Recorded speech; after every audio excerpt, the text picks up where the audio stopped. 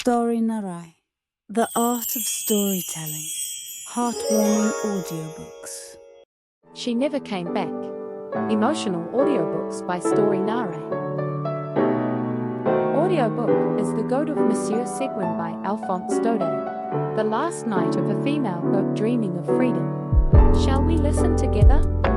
The Goat of Monsieur Seguin. Mr. Seguin had a hard time because of the goat he raised. He lost all the goats he had raised with great care in the same way. The goats would break the rope around their necks and run away into the mountains.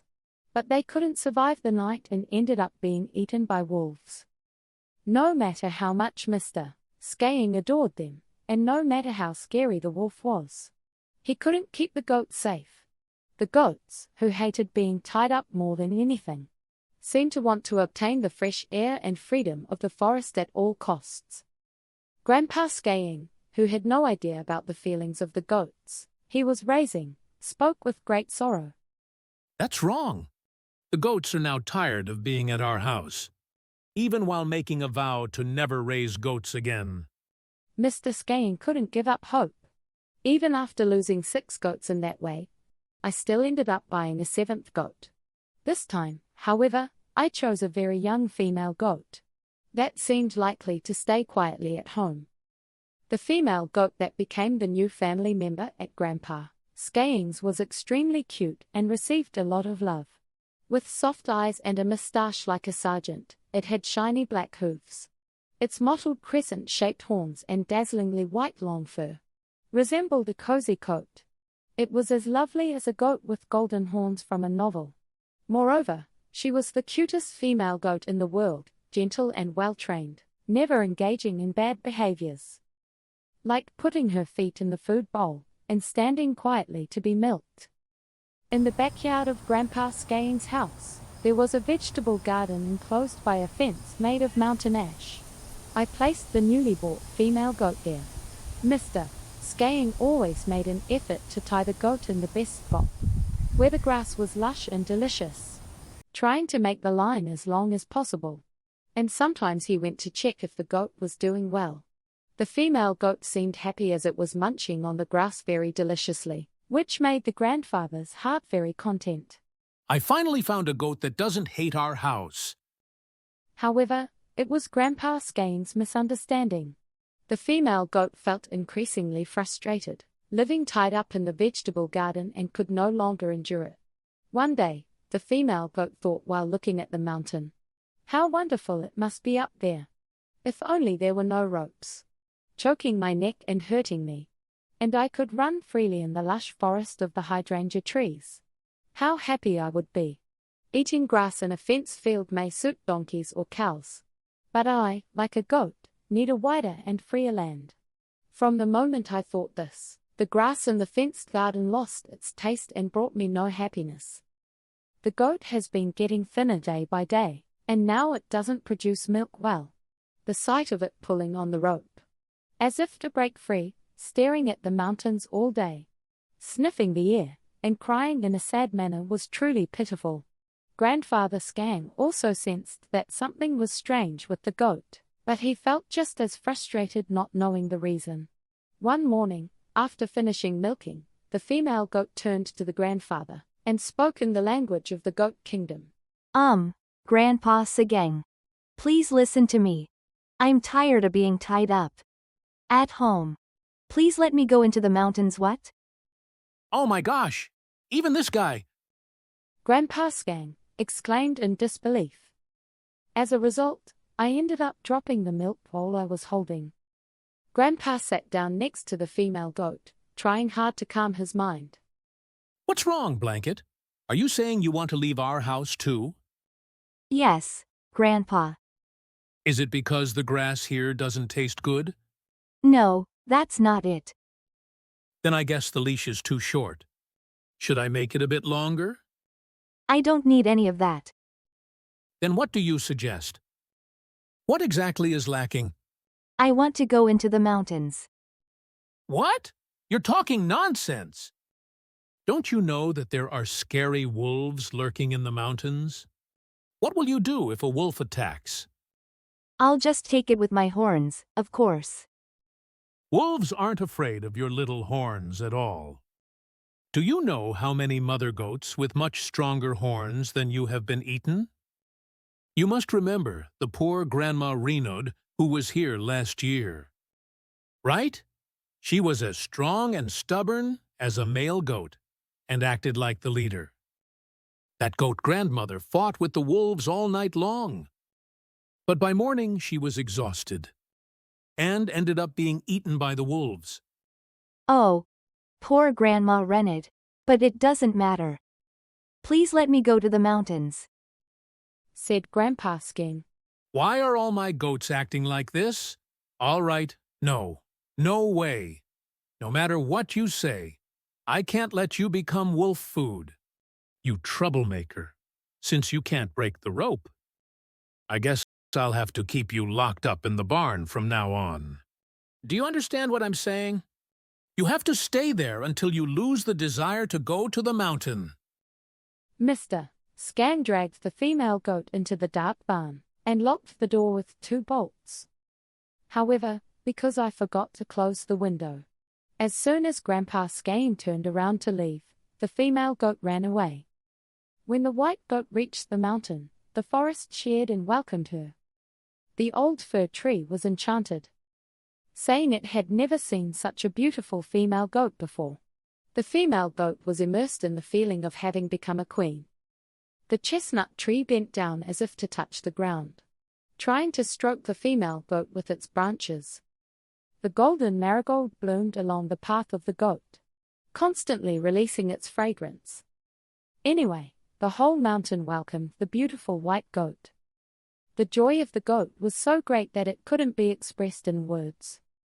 There were no ropes or stakes that bound its neck. It's because I could run around happily and eat grass freely without anyone interfering. This is the place.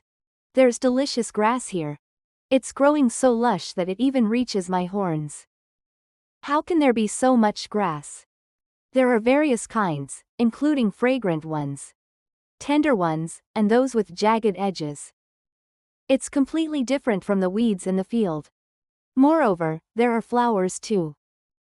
There were wildflowers with large blue blossoms, and bright red digitalis with elongated calyxes. Fragrant wildflowers were blooming all over the mountain. The female goat rolled around, gazing at the sky as if intoxicated, mixing with fallen leaves and acorns as it tumbled down the hill. Then suddenly, it jumped up. Come on, let's go. The female goat started running. With her head thrust forward, she squeezed through the bushes, passed through the lush forest of yew trees, climbed the steep cliffs, and descended into the valley below. Whenever she thought she was up high, she would suddenly come down to a lower place and run around in a frenzy. It felt as if there were about 10 goats from the Seguin family on the mountain, darting this way and that. The female goat, Blinket, was no longer afraid. When she leapt over the swift stream, splashing water everywhere, dirt and droplets mixed and splattered all over her body. Then, after getting completely soaked, I lay comfortably on a flat rock and dried my body in the sun. Once, I went out to the mountain ridge with a golden marigold flower in my mouth. Far down below, in a corner of the distant field, I could see the backyard of Mr. Seguin, where I had always been tied up. Seeing that, the female goat felt so good that she almost cried. How can something be so small? Thought the female goat. How could I have stayed so quietly cooped up in a place like that? The blanket, standing on a high place, fell into the illusion that it was a truly great being. Anyway, this day was very special for Ms. Seguin's female goat. Around lunchtime, the female goat, running around here and there, encountered a herd of deer munching on grapes. The white-dressed female goat, Blinket, looked like a queen to the antelopes. The antelopes vied to show her the places with the most grapes, trying hard to catch the female goat's attention. In particular, the young antelopes gathered around Blinket, displaying chivalry like gentlemen. Among them, it seems that a lucky antelope with beautiful black fur caught Blanket's heart. The two walked through the forest for an hour or two, affectionately like lovers. If you want to know what they talked about, you should ask the gossiping spring that secretly flows beneath the moss. Suddenly, the wind became chilly. The evening has come when the mountains are completely dyed in shades of purple. No, already. The female goat stopped in surprise, frozen in place. The lower field had already quietly fallen asleep in the fog. Grandpa Seguin's field was buried in fog, and only the faint smoke rising from the roof of the small house was visible. Blinket listened to the sound of the bells from the sheep returning home. Suddenly, a deep loneliness spread through my heart. A hawk returning to its nest flew past a female goat. The pure white female goat was startled and shivered in surprise. At that moment, a terrifying sound that sent chills down my spine echoed from the deep valley. Suddenly, the image of a fierce wolf flashed through the mind of the female goat. All day long, I had been so excited, wandering around, that I hadn't even thought about anything like a wolf. At that moment, the sound of a trumpet echoed deep in the valley. The kind-hearted Grandpa Seguin was putting in his last effort for the female goat. Now the wolf howled even closer. Come back! Hurry back! The sound of the wind desperately called the female goat, as if to not fall behind the wolf's threat. Feeling anxious, Blinket wanted to go back home. However, the rope tightening around my neck, the stake, and the fence surrounding the field came to mind. I feel scared that I won't be able to live like this anymore. But it's better to live freely here. I could no longer hear the sound of the trumpet. The sound of rustling leaves came from behind the female goat.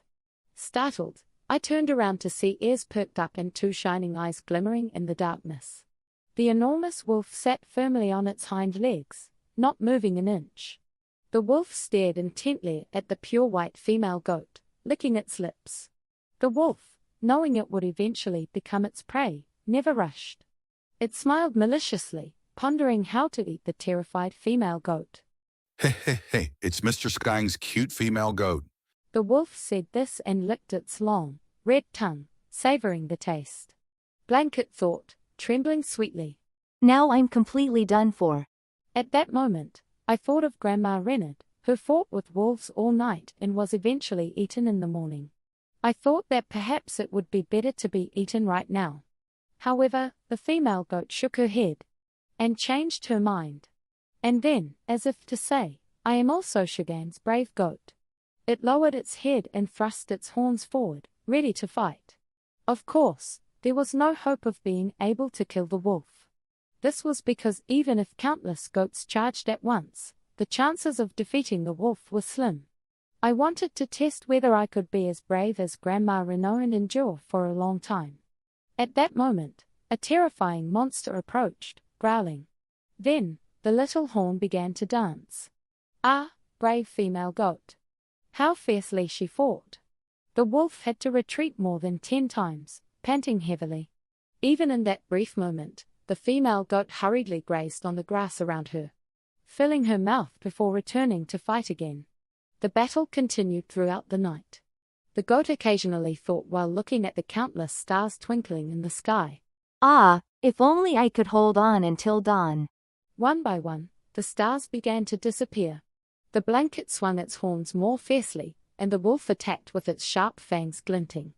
Faintly, a beam of light began to shine on the horizon. Down below, the old man at the farm announced the dawn with a hoarse crow from a rooster. Ah, finally the day, cried the female goat, who was anxiously waiting for the morning too. Come, determined to hold on until then. And then, it collapsed to the ground, its beautiful white fur completely stained with red blood. The wolf lunged at the female goat and devoured it in one swift motion.